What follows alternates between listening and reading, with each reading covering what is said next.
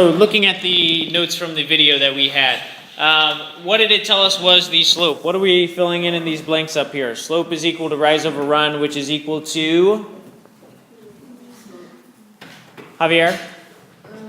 Y2, y1, and the run is x2, x1.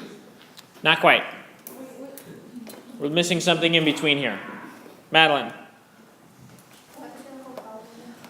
Slope equals rise over run, which is equal to?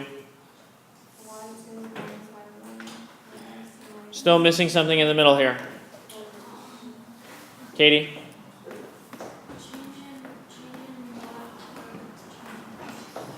Change in y over change in x.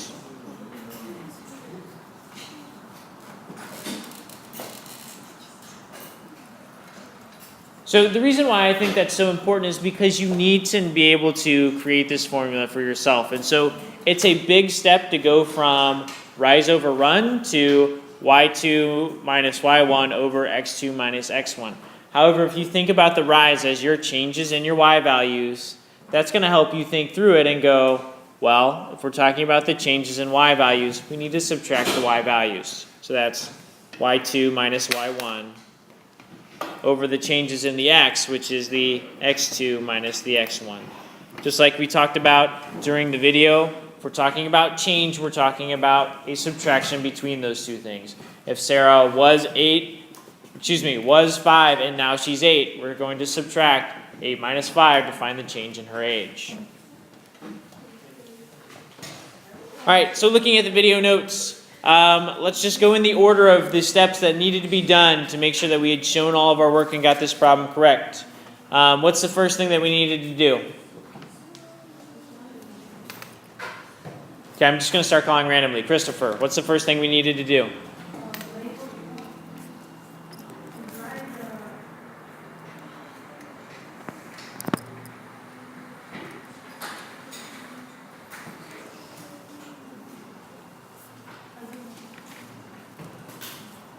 Jose, what was the first thing we did?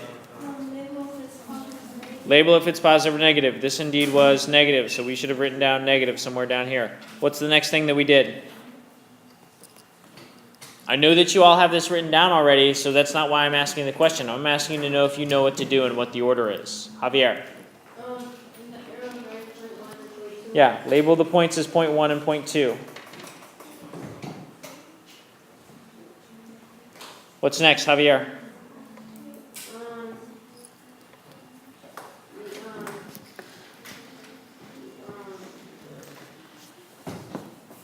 Fernando, help him out.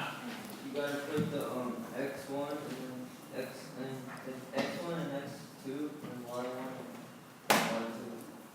Okay, so for our first point, that's x1 and y1. So that's the x for point 1 and the y for point 1, and the x of 2 and the y of 2. What's next, Michael? Yep, write down the slope formula. That's y2 minus y1 over x2 minus x1.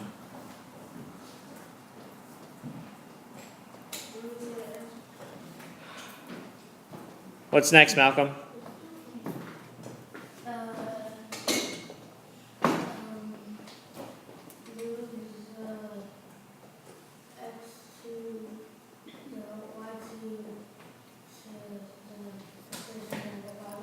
So he sees that he's labeled y2 over here as 3. That's the first thing he's in the equation, so he's writing down 3 as the first thing in his equation. Minus y1. Go back in, find that y1. Well, y1 we said was 4, so we're subtracting 4. x2 was 5 minus x1, which is 2. What's next? Adriana? Leave, change, switch. And then finally we can do the math. 3 plus negative 4 is negative 1 over positive 3. Last thing we should do before we move on is what? What is the last thing we should do to keep us from making the same mistakes that we did yesterday? Manuel. Check to see if the answer is negative. Check to see that our answer is negative. We said this should be negative. Our answer over here better be negative. And indeed, this case it is. So that's just dandy for us. Okay? So you should know the order. So this one should go really quickly. What do I need to do? We just did this. Let's make it fast. Rebecca. Slope is negative. Next, Maureen. Label point 1 and point 2.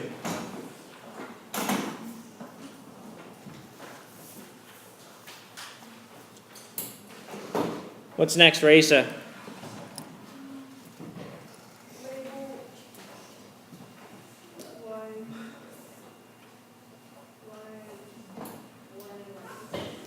Label Y1 and Y2.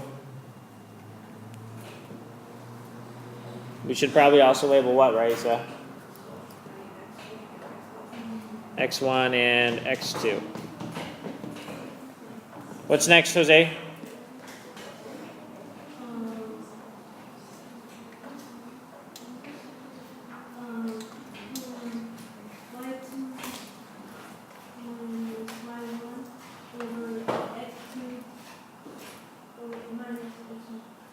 Write down our formula. What's next, Brian?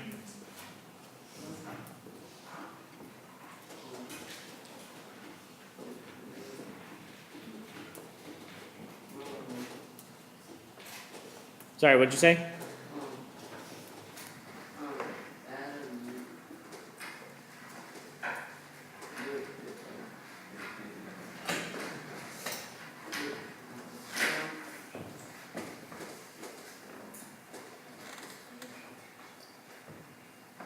Fernando, what do we need to do next?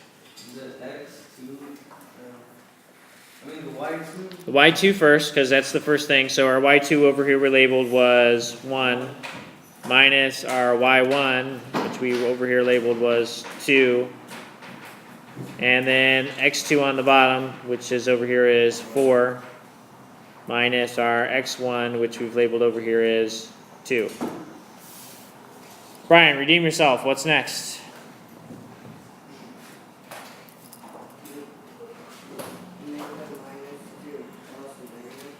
Alright, so leave chain switch. 1 plus negative 2 is negative 1 over 4 plus negative 2 is 2. Last thing we need to do before we make sure, or before we move on, Adriana? Check to see if our answer is negative. We said it should be negative, so our answer up here better be negative, and indeed it is. Okay, 2 more things to make sure that we take care of before we move on with another last example problem. Kip yes or kip no for everybody. Does it matter which numbers, or which is 0.1 and which is 0.2? No. That's not a kip yes or kip no. Alright, so definitely it does not matter. They proved it by redoing the second problem with them flip. It doesn't matter, but she also said in the video that to make sure that everything is right, both coordinates from point 1 must be where in the formula? Where should the x1 and y1 be in the formula? Manuel? At the end. So if we come back up here and look at our formula, we see the points from, the coordinates from the first point should both be at the end, and both the coordinates from the second point should be at the front. So let's come down here, make sure we've got that filled in. From the first point must be last in subtraction.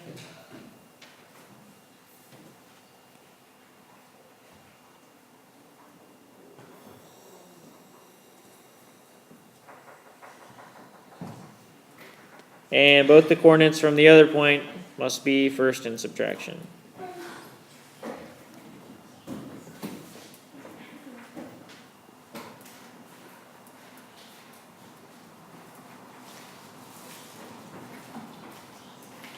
Okay. All right, let's hammer through one more example problem. We probably won't do the last one as long as this one goes just fine. One thing I'd like to notice about this problem, what is slightly different about this problem than the other two problems that we've done? Christopher? Yeah, there's no line. So, Madeline, what do you think we should do? Hey, let's draw a line.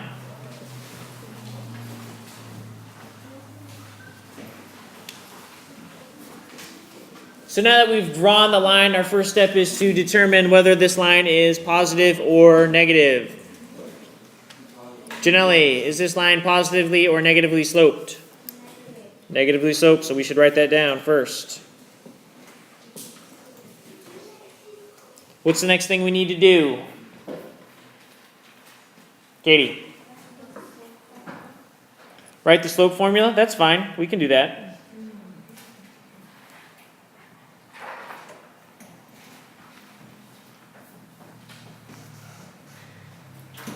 Definitely a necessary step. What's the next thing we need to do? Marlon? Oh, yep. Thank you.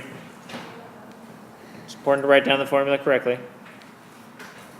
What's the next thing that we need to do? Rebecca? Label point 1 and point 2. This is totally fine way of labeling it. You don't have to write out point 1, point 2. You'll notice that I pretty much always label the leftmost point as point 1 and the rightmost point as point 2. That will limit the amount of mistakes you can make because that will make the change in x always be positive. So if you always pick your leftmost point to be point 1, you're going to have less variety in the work that you have to do, which will make it easier. So I suggest that you always do that. You don't have to, but that's my suggestion. What's the next thing that you need to do? Julia?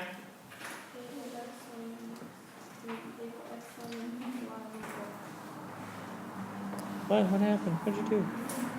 X1 and Y1, and in this one it's going to be X2 and Y2. All right, it's plug and chug time. Y2 is what? Manuel? 1 minus 2.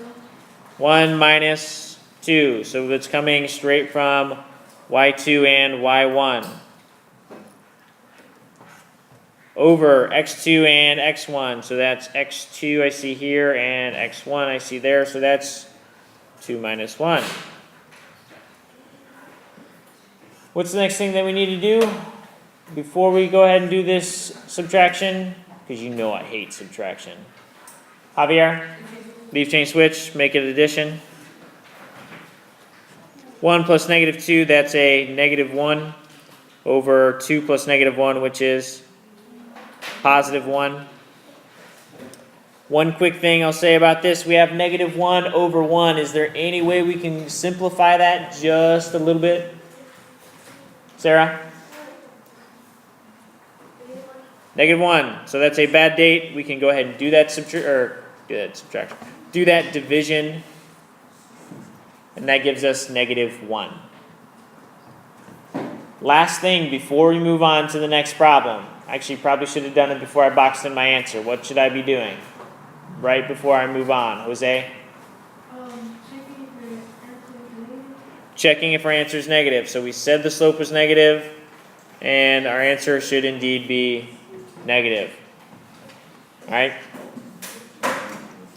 Before we move on, I do want to look at our key points for today. We've actually already written both of our key points today. What do you think are the 2 most important things that we have written down already? One should be inherently obvious based on what we're doing today.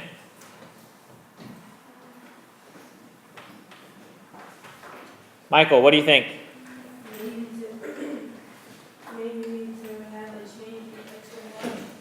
Yep, so right here, our slope formula. That's super important. We can't solve for slope with the slope formula without the slope formula. So over your key point number 1, put a star, go down to your slope formula, put a star down there. It's not only important that you be able to write down the slope formula, it's also important that you be able to think through this process all the way from slope to rise over run to change in y over change in x to y2 minus y1 over x2 minus x1. So we've got the slope formula. We should be able to label our points. The next thing is making sure everything gets plugged in correctly. That's where our second key point is. We've already written something down that's important about plugging in the points correctly. Let's find it. Manuel? The second point goes first and second.